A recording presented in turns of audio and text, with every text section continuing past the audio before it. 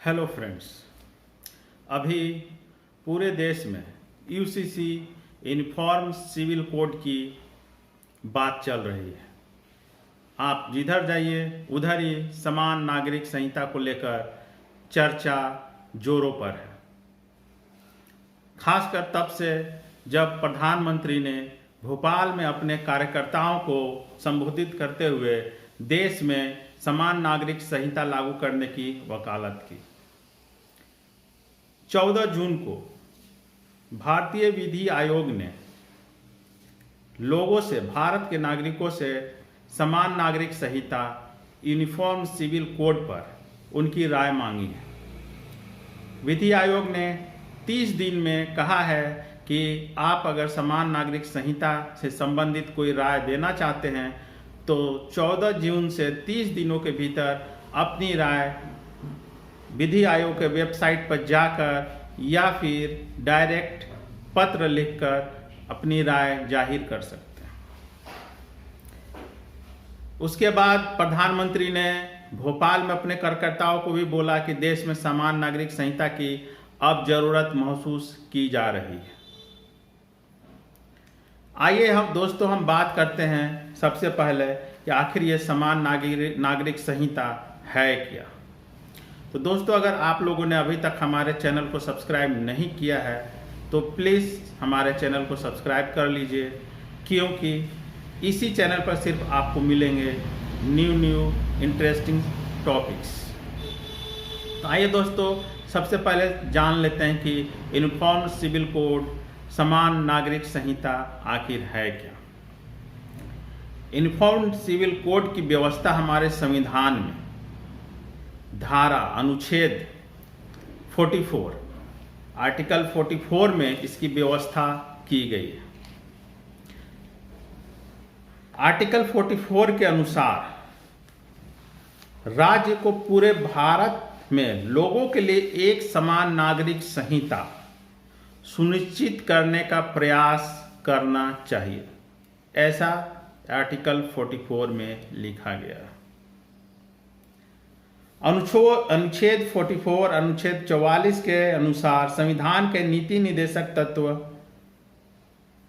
में इसे शामिल किया गया है। इस अनुच्छेद का उद्देश्य विविध व्यक्तिगत कानूनों को प्रतिस्थापित करना है, अर्थात जो पर्सनल लॉ हमारे देश में लागू हैं उनकी जगह एक समान यूनिफॉर्म लॉ लागू करने का उद्देश्य ही यह 44 आर्टिकल है। इसका उद्देश्य है कि जो विभिन्न धार्मिक मान्यताओं के आधार पर भिन्न भिन्न हैं उनके लिए एक समान कानून बनाया जाए। हालांकि अनुच्छेद 37 कहता है कि ये सिर्फ ऐच्छिक होंगे, ऐच्छिक बनाने की ओर जोर देता है, इसे कंपलसरी करने की ओर जोर नहीं देता है, लेकिन इसका प्रावधान हमारे संविधान में है। आइए अब हम बात कर लेते हैं साधारण भाषा में यूनिफॉर्म सिविल कोड आखिर है क्या, होगा क्या। यूनिफॉर्म सिविल कोड का अर्थ है भारत में रहने वाले सभी धर्म, जाति, समुदाय, वर्ग, लिंग सभी के लिए एक समान कानून व्यवस्था होगा।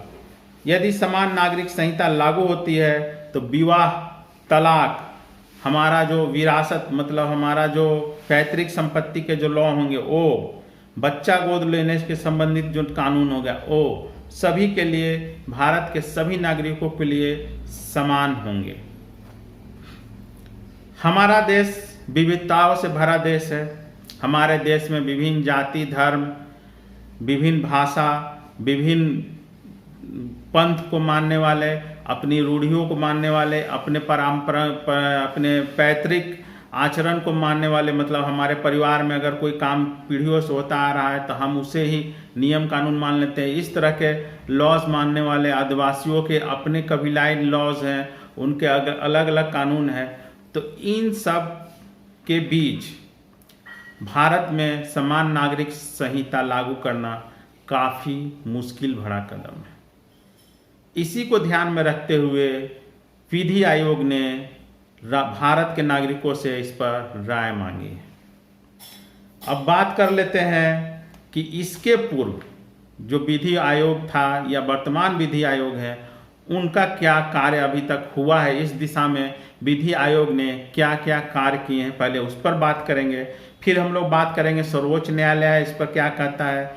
फिर हम लोग बात करेंगे कि अंबेडकर का इस मुद्दे पर क्या विचार था, और अंत में हम लोग बात करेंगे कि भारत के किन राज्यों में इसे लागू किया गया है, लागू करने का आने वाले दिनों में लागू होने की संभावना है, तथा अंतर्राष्ट्रीय स्तर पर किन किन देशों में यूनिफॉर्म सिविल कोड लागू हैं। तो सबसे पहले हम बात करते हैं कि विधि आयोग में अभी तक इसको लेकर क्या क्या कार्रवाई हुई है। प्रधानमंत्री नरेंद्र मोदी द्वारा यूसीसी पर दिए गए बयान से पहले ही केंद्र सरकार ने समान नागरिक संहिता पर 22वें विधि आयोग ने 14 जून को भारत के नागरिकों से इस पर 30 दिन के अंतर्गत अपनी राय देने का एक नोटिफिकेशन निकाला था। इस तरह का मुद्दा 2016 में 21वें विधि आयोग के समय भी आया था। उस समय के विधि आयोग ने काफी फाइंडिंग की, एक कमेटी भी बनाई और उस कमेटी ने अपनी रिपोर्ट दी। मतलब 21वें विधि आयोग ने यूनिफॉर्म सिविल कोड को लेकर जो कमेटी बनाई थी, उसकी जो रिपोर्ट थी, उस रिपोर्ट में कहा गया था कि फिलहाल देश में समान नागरिक संहिता की जरूरत नहीं है। रिपोर्ट में 21वें विधि आयोग ने यह भी कहा था कि समान नागरिक संहिता लागू करने से बढ़िया है कि देश में पर्सनल लॉज, पारिवारिक कानूनों में सुधार किया जाए। यह रिपोर्ट 2018 में प्रकाशित हुई थी। आइए दोस्तों, अब हम बात करते हैं कि सुप्रीम कोर्ट समय समय पर समान नागरिक संहिता को लेकर क्या क्या निर्देश देता रहा। सुप्रीम कोर्ट इसे काफी पहले से ही देश में समान नागरिक संहिता बनाने की वकालत करता रहा है। विभिन्न केसों में, विभिन्न अपने जजमेंटों में भी सुप्रीम कोर्ट समान नागरिक संहिता बनाने की जोर देता रहा है। सबसे पहले ये तब चर्चा में आया था जब 1985 में चर्चित शाहबानो का केस था। उसमें तलाक के मामले में मुस्लिम महिला जो शाहबानो थी, उनके जो पति थे अहमद खान, इस केस को अहमद खान वर्सेस शाहबानो केस के नाम से भी जाना जाता है। तो 1985 में जो ये केस हुआ था, जिसको शाहबानो केस के नाम से फेमस था, इसमें शाहबानो ने तलाक के बाद मेंटेनेंस मतलब गुजारा भत्ता का केस किया था, जिसके बाद सुप्रीम कोर्ट ने कहा था कि भारत में एक समान नागरिक कानून होने चाहिए। उसके बाद फिर सरला मुदगल केस में भी 1995 में हुआ था, उसमें भी जो बहुविवाह से संबंधित था, मतलब पॉलीगेमी से संबंधित केस था, उसमें भी सुप्रीम कोर्ट ने कहा था कि समान नागरिक संहिता लागू होना चाहिए। तो इस तरह हम देखते हैं कि समय समय पर सुप्रीम कोर्ट भी केंद्र सरकार से आग्रह करते रहा है, या फिर निर्देश तो नहीं दिया लेकिन आग्रह करते रहा है, या फिर इस ओर आवश्यकता बताते रहा है कि देश में समान नागरिक संहिता लागू की जानी चाहिए। अब तक जो पूर्व की सरकारें रही है बीजेपी से पहले, उन्होंने अभी तक इस ओर कोई ठोस कार्रवाई नहीं किया है। उनका मानना है कि देश में विभिन्न जाति, धर्म, संप्रदाय और पंथ को मानने वाले लोग हैं, उनकी अलग अलग पर्सनल लॉज हैं, इसलिए इस कानून को लागू करना भारत में काफ़ी मुश्किल है। अब यहाँ बहुत से लोगों को समझ में नहीं आता है कि ये पर्सनल लॉज आखिर होता क्या है। उसका मैं आज आपको डिटेल रूप से समझा देता हूँ। सबसे पहले हम बात करते हैं भारत में कानून सिस्टम क्या है, लॉ सिस्टम क्या है। तो यहाँ दो तरह के कानून है, एक है क्रिमिनल लॉ और दूसरे हैं सिविल लॉ। क्रिमिनल लॉ तो भारत के सभी नागरिकों पर एक समान से लागू है, चाहे वो हिंदू, मुस्लिम, सिख, चाहे किसी भी धर्म जाति के हो। अगर वो क्राइम किए हैं, उनके ऊपर क्रिमिनल केसेस हैं, क्रिमिनल चार्जेस हैं, तो उन पर IPC, CRPC के अंतर्गत कार्रवाई होती है, उन पर एक समान कानून लागू होता है। लेकिन जहां बात आती है सिविल लॉ की, तो यहाँ पर सभी धर्मों और जातियों के लिए अलग अलग उनके पर्सनल लॉ के अनुसार कानून लागू होते हैं, जिनको सिविल लॉ कहा जाता है। इसमें किसी भी जाति धर्म के लिए एक समान नागरिक संहिता नहीं है, सबके अलग अलग हैं। जिस तरह की मुस्लिमों के लिए शादी को लेकर है, उनके लिए गोद लेने के संबंधित नियम है, हिंदुओं के भी अलग अलग सिद्धांत हैं, नियम है, आदिवासियों के अलग हैं, सिखों के आनंद विवाह है। तो इस तरह से हर धर्म का अलग अलग कानून, पर्सनल लॉज हैं। तो उसके अनुसार ही कानून को सिविल केसेस में डील किया जाता रहा है। अब मैं बात करता हूं कि पर्सनल लॉ क्या होते हैं। बहुत से लोगों को पर्सनल लॉ की जानकारी नहीं है, लोगों को पता नहीं है कि पर्सनल लॉज आखिर हैं क्या। तो आज मैं आपको डिटेल रूप से समझाता हूं कि ये पर्सनल लॉज क्या है। तो पर्सनल लॉ ऐसे कानून है जो एक निश्चित समूह, समुदाय, संप्रदाय या वर्ग, जाति, धर्म, विश्वास और संस्कृति के आधार पर लागू होते हैं और रीति रिवाजों और धार्मिक ग्रंथों, मान्यताओं के आधार पर उचित विचार विमर्श के बाद तैयार किए जाते हैं। व्यक्तिगत कानून यानी पर्सनल लॉ कहे जाते हैं। चूंकि हमारे देश में विभिन्न धर्म, जाति, समुदाय के लोग रहते हैं और उनकी अलग अलग आस्थाएं और मान्यताएं हैं, इसलिए देश के सभी धर्मों को अपने अपने पर्सनल लॉ है। मतलब हमारे देश में जो हिंदू हैं उनकी अलग आस्था है, उनकी अलग मान्यताएं हैं किसी भी एक ही पर्टिकुलर चीज को लेकर।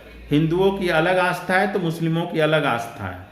तो इसी तरह उन्हीं आस्थाओं के आधार पर उन धर्मों के अलग अलग लॉज हैं जिन्हें कानून में मान्यता दी गई है, इसलिए इन्हें सिविल लॉ और पर्सनल लॉ कहते हैं। अब बात कर लेते हैं कि हिंदुओं को, जैसे कि हम बात कर लेते हैं, एग्जाम्पल कर लेते हैं, जैसे कि आपको HUF की जो सुविधा है, हिंदू अनडिवाइडेड फैमिली, इसमें इनकम टैक्स एक्ट में उन्हें छूट मिली हुई है, इनकम टैक्स नहीं फाइल करते हैं। दूसरे धर्मों के लोगों को ये छूट नहीं है।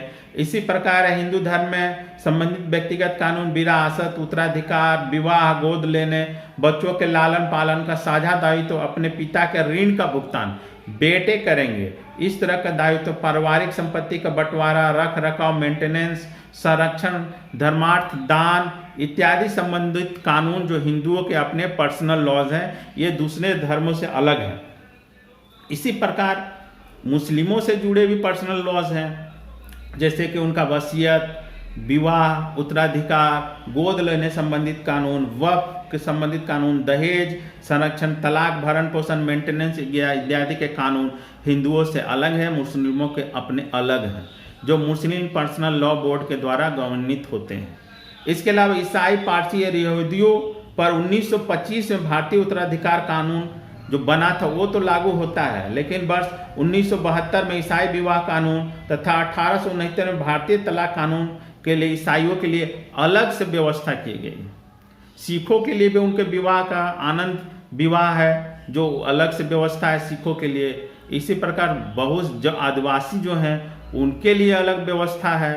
तो इस तरह के जो पर्सनल, जो अलग अलग धर्मों जातियों के जो पर्सनल लॉज होते हैं, इसी को लेकर यहाँ पर व्यवस्था करने की कोशिश की जा रही है कि सभी पर्सनल लॉज को खत्म करके एक समान, जिस तरह से क्रिमिनल लॉज हैं उसी प्रकार एक सिविल लॉज भी बनाया जाए जो देश के सभी नागरिकों पर समान रूप से लागू हों। आइए अब हम बात कर लेते हैं कि अभी तक जो पूर्व की सरकारें रही हैं वो इस ओर क्यों नहीं कानून बनाने की ओर अग्रसर हुई। इसका एक बहुत बड़ा कारण था कि संविधान सभा में BR अम्बेडकर ने जो अपने विचार व्यक्त किए थे उसको ही आधार मानकर अभी तक बहुत सी पार्टियां इस ओर अग्रसर नहीं हुई। संविधान सभा में बताता हूं कि BR अम्बेडकर के क्या विचार थे। संविधान सभा के मसौदा समिति के अध्यक्ष डॉक्टर भीमराव अम्बेडकर हालांकि UCC को वांछनीय यानी अपेक्षित मानते थे, पर उनका कहना था कि UCC को आरंभिक चरणों में विशुद्ध रूप से स्वैच्छिक रहना चाहिए। जैसा कि मैंने शुरू में ही कहा कि इसे स्वैच्छिक रहना चाहिए, ताकि इसे लेकर कुछ सदस्यों के मन में जो डर है वह पूरी तरह से निरस्त हो जाए। उन्होंने कहा था कि अनुच्छेद केवल प्रस्ताव देता है। मैंने शुरू में ही आपको बोला कि आर्टिकल 44 सिर्फ प्रस्ताव देता है। ये बात आपको कोई नहीं बताएगा, कोई मीडिया नहीं बताएगा, कोई लॉ एक्सपर्ट नहीं बताएगा कि ये सिर्फ एक प्रस्ताव है, कंपलसरी है, बाइंडिंग नहीं है। ये बहुत ही टेक्निकल टर्म है जिसको लोग नहीं समझते हैं। आर्टिकल 44 में यूनिफॉर्म सिविल कोड बनाने के लिए सिर्फ एक प्रस्ताव देने का वो मसौदा देता है, ऑप्शनल है, मतलब आप चाहें तो बना सकते हैं, नहीं भी बना सकते, कंपलसरी बाइंडिंग नहीं है। इसे ही अंबेडकर ने बोला था। उन्होंने कहा था कि अनुच्छेद केवल प्रस्ताव देता है कि राज्य यूसीसी को संरक्षित रखने का प्रयास करेगा, जिसका अर्थ है कि वह इसे सभी नागरिकों पर कंपलसरी लागू नहीं करेगा। तो अभी तक इसीलिए पूर्ववर्ती सरकारें इसको यूनिफॉर्म सिविल कोड को बनाना नहीं चाह रही थी, क्योंकि ये वांछनीय है, स्वैच्छिक है। आइए अब हम बात कर लेते हैं अंत में कि अभी तक भारत के किन किन राज्यों में इसकी व्यवस्था है। तो भारत में अभी कुछ दिन पहले उत्तराखंड सरकार ने इसको लेकर एक कमेटी बनाई थी। उस कमेटी ने अपनी रिपोर्ट दे दी है और ऐसी उम्मीद की जाती है कि बहुत जल्द उत्तराखंड में शायद इसे लागू कर दिया जाए। इसके अलावा बीजेपी के शासित जो राज्य है असम और गुजरात ने भी इस पर सहमति दे दी है और उन्होंने कहा है कि बहुत जल्द उनके राज्यों में भी यूनिफॉर्म सिविल कोड लागू किया जाएगा। भारत में गोवा एक ऐसा राज्य है जिसमें काफी पहले से यूनिफॉर्म सिविल कोड लागू है। इसमें भी कुछ विडंबना है, आपको बताता हूं कि गोवा में क्या है। गोवा में भारतीय नागरिक संहिता पुर्तगाल के समय से ही लागू है और इसे समान नागरिक संहिता माना जाता है। वर्ष 1867 में पुर्तगाल ने पुर्तगाली नागरिक संहिता लागू की और 1869 में इसे पुर्तगाल के विदेशी प्रांतों, जिसमें गोवा भी शामिल था, चूंकि उस समय गोवा पुर्तगाल के अधीन था, तो पुर्तगाल ने जो अपने देश में कानून लागू किया उसे भारत में स्थित गोवा में भी लागू किया। इसके तहत सभी धर्म, जाति, संप्रदाय और वर्ग से जुड़े लोगों के लिए शादी, तलाक, उत्तराधिकार के कानून समान हैं। गोवा में कोई भी 3 तलाक नहीं दे सकता है। पंजीकरण कराए बिना यहां शादी को कानूनी तौर पर मान्यता नहीं है। जी हाँ दोस्तों, मैं गोवा का मुद्दा इसी के लिए इस टॉपिक में लाया कि पिछले 2-3 एपिसोडों में जो मैंने यूनिफॉर्म सिविल कोड को लेकर बनाया है उसमें मैंने बार बार यह कहा है कि जो हिंदुओं की जो शादी अभी तक है वो हमारे रीति रिवाज धर्म के अनुसार थी तथा उसे मान्यता थी, लेकिन यूनिफॉर्म सिविल कोड के लागू होते ही जो हमारे घरों में शादी होती है, जो हमारे रीति रिवाज से शादी होती है, उसकी कानून की नज़र में कोई मान्यता नहीं रहेगी और हमें रजिस्टर्ड मैरिज करना ही होगा, ये कंपलसरी होगा कानूनन। इसके लिए अब सरकार क्या फी लेगी, अब ये सरकार के ऊपर है। तो सरकार अपनी कमाई का एक रास्ता खोल रही है। अब आपकी धार्मिक मान्यता, आप जो तड़क भड़क करके शादी करते थे उसका जो वैल्यू होगा वो शून्य होगा, 0 होगा, कोई वैल्यू नहीं होगा कानून की नज़र में। तो अब आप सारा खर्चा बंद कीजिए शादी ब्याह पर और यूनिफॉर्म सिविल कोड लागू करवाइए और कोर्ट में जाकर शादी करने की तैयारी कीजिए। ये बात जब मैं बोल रहा था तो बहुत लोगों ने कहा कि नहीं ऐसा नहीं होगा, लेकिन इसके लिए मैंने बोला कि आपको इस एपिसोड में शामिल किया कि गोवा वाला मैंने जानबूझकर मुद्दा उठाया कि गोवा में ये काफ़ी पहले से लागू है और वहाँ पर आप रीति रिवाज से जो शादी करती हैं उसकी कोई मान्यता नहीं है, वहाँ पर रजिस्टर्ड मैरिज होना ही होना है। तो अगर यूनिफॉर्म सिविल कोड पूरे देश में लागू होगा तो भारत में भी ये व्यवस्था लागू होगी, सभी नागरिक पर, हिंदुओं पर लागू होगी और रजिस्टर्ड मैरिज कंपलसरी हो जाएगा। इसके अलावा गोवा में एक और खेल है, संपत्ति पर भी गोवा में पति पत्नी का समान अधिकार है। हालांकि एक अपवाद है जो मैं बता रहा हूं। मुस्लिम जहां 4 शादी का अधिकार नहीं है, मतलब पूरे देश में मुस्लिमों का 4 शादी का अधिकार है, लेकिन गोवा में उन्हें नहीं है, वो सिर्फ एक ही शादी कर सकते हैं। लेकिन वहां पर हिंदुओं को 2 शादी करने का अधिकार है। जी हाँ दोस्तों, बात तो यूनिफॉर्म सिविल कोड की होती है, लेकिन वहां भी खेल हो चुका है और वहां हिंदुओं को 2 शादी करने की छूट दी गई है। तो देखा जाएगा या फिर अब देखना है कि भारत में मोदी जी के नेतृत्व में जो यूनिफॉर्म सिविल कोड बन रहा है क्या उसमें एकरूपता रहती है या फिर उसमें भी धर्मों के अनुसार अलग अलग कानून, लॉज बनाए जाएंगे। अब हम बात करते हैं थोड़े से अंतर्राष्ट्रीय लेवल पर। जब बात छिड़ी है तो अंतर्राष्ट्रीय लेवल पर भी चला ही जाए। मैं बात करता हूं कि दुनिया के किन किन देशों में यूनिफॉर्म सिविल कोड लागू है। तो यूनिफॉर्म सिविल कोड सबसे ज्यादा मुस्लिम कंट्रीज में लागू है। पाकिस्तान हो गया, बांग्लादेश हो गया, यूएई हो गया, सूडान हो गया, इंडोनेशिया हो गया, मिस्र हो गया, मलेशिया हो गया, तुर्की हो गया, अधिकांश मुस्लिम देशों में यूनिफॉर्म सिविल कोड लागू है। अब आप खुश हो रहे होंगे, अरे जब मुस्लिम देशों ने लागू कर लिया है, उतने छोटे छोटे देशों ने लागू तो हम भी करेंगे। तो भैया वहां शरिया लॉ लागू है। आप हिंदू हो, मुसलमान हो, आपको शरिया कानून मानना पड़ेगा। तो आप सोचिए, आपको कोई नहीं बताता है। आपके जितने बड़े बड़े चैनल वो बोलते हैं कि पाकिस्तान में लागू है, यहाँ लागू है, वहाँ लागू है। तो भैया वहाँ शरिया लॉ लागू है, वहाँ हिंदुओं को छूट नहीं है।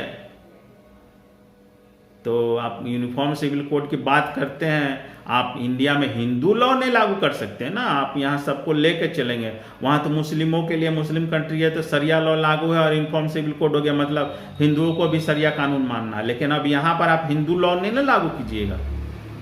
अब यहाँ चाहिएगा करिएगा तो लागू कीजिएगा, तो फिर देखिए करिए क्या होता है। इसीलिए यहाँ पर हिंदू भी परेशान होंगे। मुस्लिमों को लेकर जो लोग व्हाट्सएप पर और फेसबुक पर जो कर रहे हैं कि अब मुस्लिम टाइट होगा, अब्दुल टाइट होगा, तो अब देखिए कौन टाइट होता है। मैं तो सारा लूप होल्स खोल रहा हूँ। आप पीछे के 2-3 एपिसोड जो मैंने बनाया उन्हें देखिए, आपको सारे लूप होल्स पता चलेंगे कि मुस्लिमों को से ज़्यादा हिंदू अफेक्टेड होंगे, सिख अफेक्टेड होंगे। सिख क्यों विरोध कर रहे हैं? आप कभी किसी सिख से पूछिए आखिर यूनिफॉर्म सिविल कोड को क्यों विरोध कर रहे हैं, वो पता चलेगा। इसके अलावा बात करता हूं, चलिए आते हैं टॉपिक पर। इसके अलावा बात करता हूं कि दुनिया में और किन देशों में लागू है। इजराइल और जापान और रूस में भी समान नागरिक संहिता लागू है, लेकिन वहां पर धर्म को नहीं जोड़ा जाता है। वहां पर एक वो लोग प्राय कम्युनिस्ट स्टेट हैं, तो वहां पर कम्युनिस्ट वाले ही लॉ चलते हैं, यहाँ पर नहीं चलेंगे। इसके अलावा है यूरोप के कुछ और देशों में तथा अमेरिका में धार्मिक निरपेक्षता का कानून लागू है। वही मैंने बोला कि इंडिया में अगर आप हिंदू अभी आजकल केसरियाधारी हिंदू है, वो बोलते हैं कि यूनिफॉर्म सिविल कोड में मुस्लिमों का विवाह हो गया, तलाक लटर पटर जो है उसको खत्म होगा, हमें मजा आएगा। तो भैया अभी आप जिस तरह से आपका नोटबंदी और जीएसटी के समय बड़ी बड़ी हिंदुओं की कंपनियां बंद हुई, तो मुसलमान तो 20 रुपया का पंचर बना लेता था, अब 60 रुपया कर दिया है। पॉकेट आपका ही ढीला हो रहा है, उन्हें कोई फर्क नहीं पड़ने वाला है। आप अब्दुल को टाइट करने के चक्कर में आप अपना हवा खोल दे रहे हो। तो थोड़ा जागो और सोचो कि ये क्या है। इनको आखिर BR अम्बेडकर क्यों इसे स्वैच्छिक बनाए थे? उन्हें पता था कि भारत में 50 तरह की धर्म जातियां हैं, हर तरह को एक ही कानून में बांधना यहाँ संभव नहीं है। तो जागिए, पढ़िए, सोचिए, समझिए और उसके बाद अपनी राय 14 जून को विधि आयोग ने वेबसाइट पर जारी किया है। अभी आपके पास समय है, आप अपनी राय विधि आयोग को दीजिए। उसके बाद देखते हैं आगे क्या होता है। हालांकि 2024 चुनाव में तो बीजेपी को इसी तरह के कुछ गर्म मुद्दे चाहिए, तो ये राजनीतिक मुद्दा है। ठीक है दोस्तों, चलिए दोस्तों मिलते हैं नेक्स्ट किसी और वीडियो में। तब तक के लिए धन्यवाद।